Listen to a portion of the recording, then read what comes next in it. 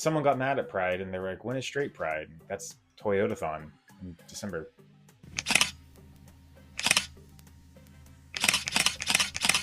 Kyle here. We're going to talk about some trash today and how to make some pretty easy costumes. I'm trying out a setup in a different area of my house, aka the laundry room. I think I need to put up sound squishies.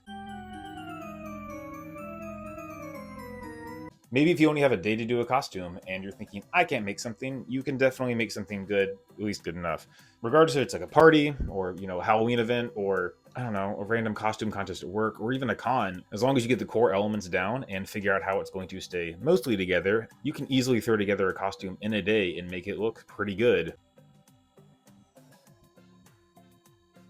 All three of these costumes show off different levels of quote-unquote closet cosplay, and so if you have something that looks pretty similar, you can definitely use that instead of going the extra mile and making something. Also, this is proof that I sometimes wear a shirt in costumes. Some of my costumes, as you've seen, have taken pretty extensive amount of work, even if I get them done in a week, like my Hercules costume.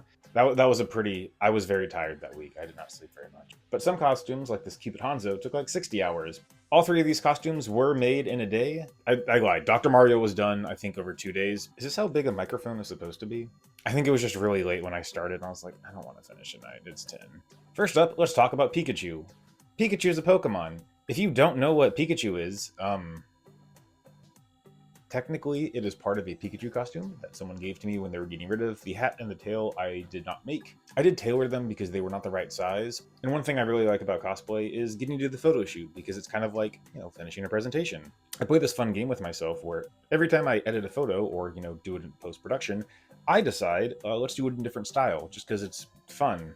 Also, I was really happy here. It was a really bad day, but I was doing cosplay, and so it made me feel better. Next up, we have Toad. If you want to do something like Toad, it's very easy. It's just a blue vest. If you don't have a blue vest, just cut up a shirt. I made the vest from scratch, and I had leftover curtain lining. It's actually the same curtain from Hercules. It's basically the edge. I have a lot of spiders in my house. I tell them go away. I'm very skittish. Similar with Pikachu, if you can break down the elements of a pretty iconic character and hit those parts, then you can easily do the costume in under a day. Keep in mind, if you're going to do a human version of something and you're not actually going for total realism, you're just kind of doing the spirit of the character. Does that fall into Ginjinka?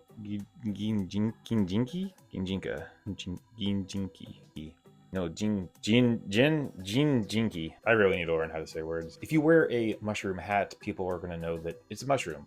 Your head doesn't have to be a mushroom. You don't have to do prosthetics. You don't have to. Basically made a little circle of foam that was maybe 4 inches tall, about the height of the mushroom head, filled it up with stuffing from a pillow. Do you know how many pillows people give me? They're like, you can use the pillow, right? And I'm like, I literally have 2 tubs of pillows. I cannot get rid of the pillows fast enough. I just took white fabric, ended up hot gluing it all in there, hide all the ugly parts, cut some red circles out. Heck, you could paint them, you could draw on them. It doesn't matter. Again, you're getting the elements of it and you can make the costume in a day. Sometimes I'm mean to myself, but I thought I had a really good smile in this photo and I was like, see, everyone liked it. This was also for a Mario Party night. I did put the shirt on for the Mario Party night because I felt weird about it, just walking around, puppies out.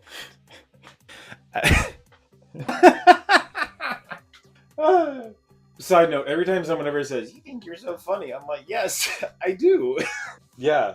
And moving on to a costume that is, again, there's a lot of hot glue in this, but it's slightly more involved. The one thing that you'll notice is the pill. That was made from foam, actually. This was mostly an experiment. I was like, this is one of the first times I was working with foam. Okay, hold on. I'm just going to watch the spider walk away until it's gone. He's gone. She's gone. But if you kind of break down some of the elements on this, you'll see that a lot of things are not that great. Stethoscope, that was made from HDMI cord. I had no idea what the little